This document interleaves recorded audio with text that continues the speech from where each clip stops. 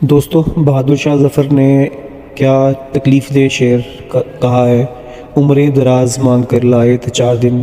دو آرزو میں کٹ گئے، دو انتظار میں۔ انسان اپنی زندگی کا ذرا احاطہ کرنے کی کوشش کرے تو ہمارا